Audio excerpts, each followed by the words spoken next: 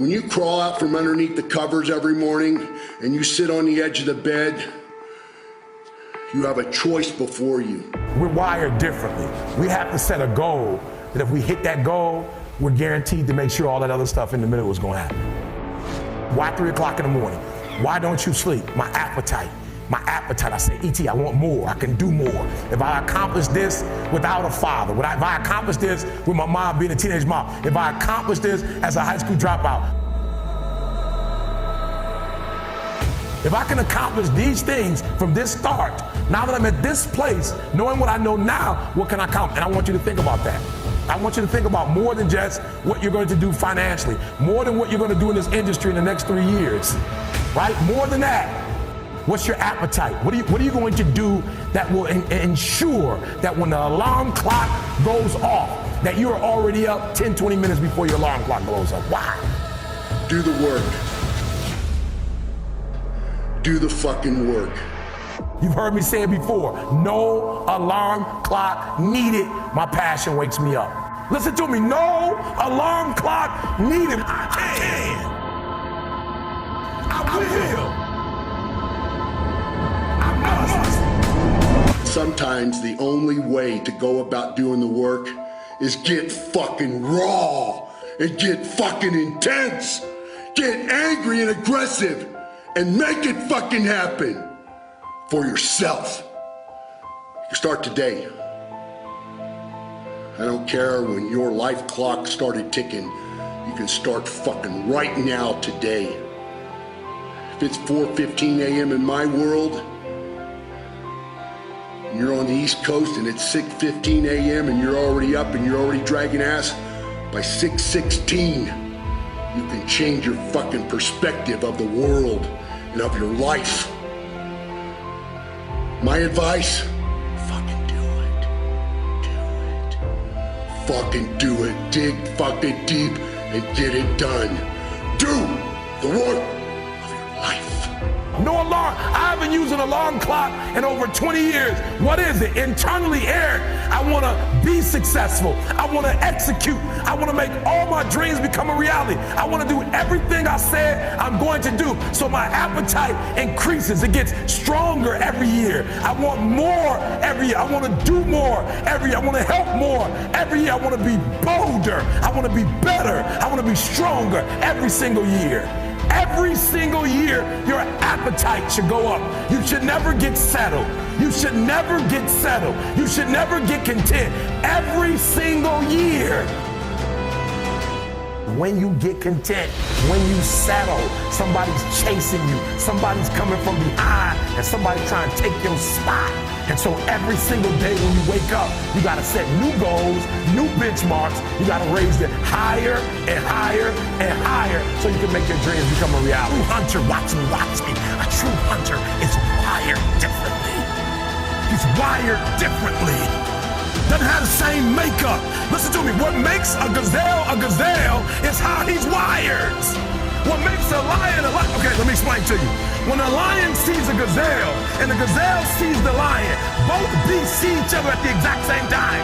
When the gazelle sees the lion because of how he's wired, he automatically, fear takes over. When the lion sees the gazelle, he lights up. It's showtime. The hunt is on. This is what I was made for. Do the work. Do the fucking work. When I was in high school, I early on, about 16 years old, I decided I want to become president of the United States. Because I thought, how can I contribute the most to society? And I went to a seminar by a man named Jim Rohn. He's still a seminar speaker. I took a week's pay. I was working $40 a week as a janitor. And it was $35 for the evening seminar. So it was a big decision. I listened to him speak, and I came out so inspired because most of what he said I already believed. Now as an authority figure saying you really can be this way. Why pay the price? Why work this hard? Why go this far? Why try to learn this much? Why try to do it all? Why try to see it all? Why try to have it all? Why do it? Why learn it? Why study? Why put yourself out? Why try to take on this much responsibility? Why develop yourself to the full? Why try to become all that you can possibly become? Why try to earn as much as you can earn, share as much as you can share, develop every skill you possibly can, see every human you possibly can, go to every class you possibly can, touch everybody you possibly can? Why do that much? Why go that far? Why share that much? Why give that much away? Why try to see everything? Why try to do everything? Why try to become everything? That's a good question, why? And you're the only one personally that can answer that question for yourself. You've got to have your own list of why.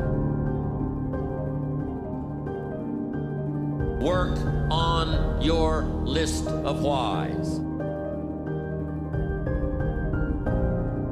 If the why is powerful, the how is easy. If you want a thing bad enough to go out and fight for it, to work day and night for it, to give up your time, your peace, and your sleep for it, if all that you dream and scheme is about it, and life seems useless and worthless without it, and if you gladly sweat for it and fret for it and plan for it, and lose all your terror of the opposition for it, and if you simply go after that thing that you want with all of your capacity, strength and sagacity, faith, hope, and confidence, and stern pertinacity, if neither cold poverty, famish, or gulf, sickness or pain of body and brain can keep you away from the thing that you want, if dogged and grim you besiege and beset it, with the help of God, you'll get it. But if the why isn't strong, if your goals aren't powerful, if the vision isn't clear, the old prophet said, without a vision we die, without a vision we perish, without a dream we're nothing. And because he spoke how people live their lives as a result of the story they believe about themselves, he interrupted the story that I believed about myself. Work on your list of why. Make no small plans, for they have no magic to stir men's blood. Make large plans, for they do have magic to stir men's blood. Impossible is not a fact, it's an opinion. It's your opinion, and they'll say, no, science shows. And I say, yeah, and how many times has science showed something's impossible? Now science shows it's possible. Things are impossible until somebody does it. Divorce the story of your limitation and marry the truth of your unlimited capacity, then the whole game changes. Success is born out of luck. It's awareness of mind that takes advantage of that opportunity. You will all be confronted with opportunity. You must take advantage of it. Because if you don't take advantage of your opportunity, you'll never realize your dreams. Whether you want them or not is an irrelevance. You don't know that until you achieve it. But most people have strategies available, or they could get them, or you could create them. But the problem is you got a story. And your story is why it isn't working. And the story is, I've tried everything. If you tried everything, you'd be fit. If you tried everything, you'd be profitable. If you tried everything, you'd be there. But people say it. I was born into a council estate. Getting a job at the Hotel St. George was my passport to escape the world that I was born into, to start a new world. Do I have what it takes? I said to myself, yes. So I started pushing and pushing and pushing and pushing. It's about self-belief at whatever cost.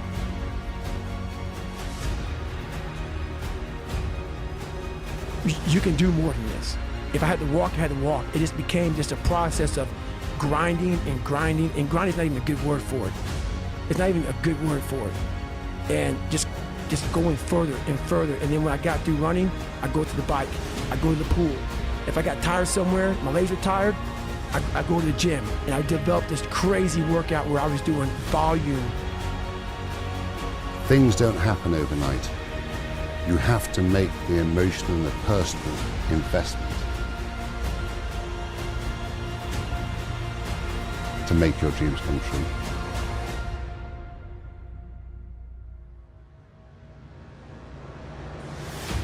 You never throw in the towel.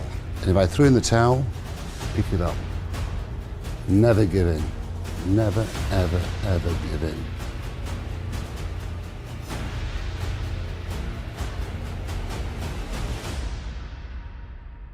And when you're young, it's very easy to give in, to walk away. It really is. So whatever you want to do in your life, don't overwork it, don't overthink it, and you'll realize your dream. Trust me. The question isn't, can you handle the situation? The question is, can you handle your mind? Can you manage the thoughts and the emotions that are trying to poison your progress? Forget managing the situation.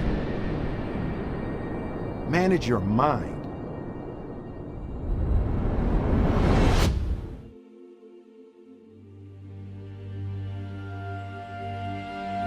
Don't matter whose fault it is that something is broken, if it's your responsibility to fix it. It's not somebody's fault if their father was an abusive alcoholic, but it's for damn sure their responsibility to figure out how they're going to deal with those traumas and try to make a life out of it. It's not your fault if your partner cheated and ruined your marriage, but it is for damn sure your responsibility to figure out how to take that pain and how to overcome that and build a happy life for yourself.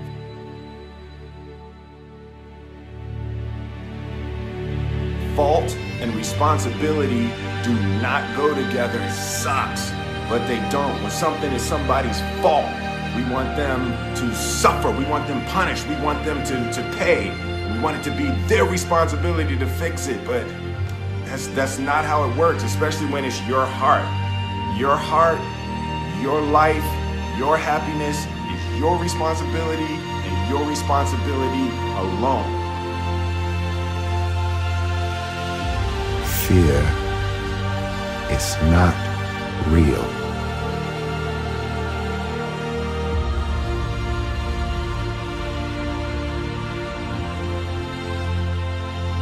The only place that fear can exist is in our thoughts of the future. It is a product of our imagination, causing us to fear things that do not at present and may not ever exist.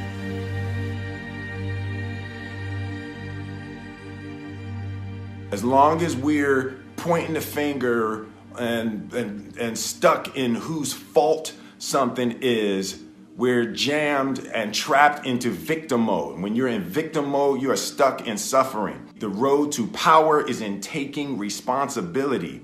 Your heart, your life, your happiness is your responsibility and your responsibility alone.